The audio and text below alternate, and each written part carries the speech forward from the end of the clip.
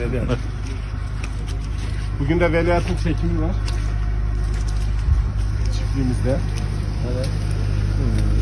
İlimizi, ilçemizi, köylerimizi tanıtmaya devam ediyoruz. Her zor şartlar altında. Evet Gökhan Bey. Siz de oynuyor musunuz yoksa? Evet, bugün Gökhan Bey'in de bir rolu var. çiftlikte bir çekim var. Evet. Güzel bir hava ama atmosfer çok güzel. Selçuk Bey'in çiftliğinde bugün çok yoğun bir İnşallah sen de rol çalışma alacaksın. var. Yani bizimki de hızek, atlı hızek. Hı hı. Biz de arkadaşlar atlı hızek Karkan'ın bir filminde vardı. Hızekçi vardı ya.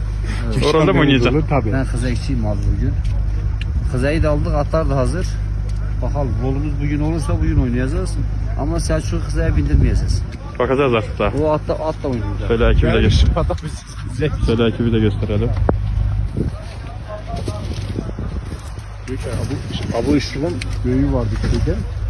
Herkese merhaba arkadaşlar, kanalıma hoş geldiniz. Yepyeni bir video ile karşınızdayım. Arkadaşlar, bugünkü videomuzda Türkiye'nin ünlü oyuncusu Akın Akınözü'nün Veliaht setinden yeni görüntüler geldi. Akın Akınözü ve rol arkadaşı Serra Arıtürk'ün Veliaht'ın yeni bölüm setinden olan muhteşem görüntülerini sizler için YouTube kanalımda video halinde sunuyorum.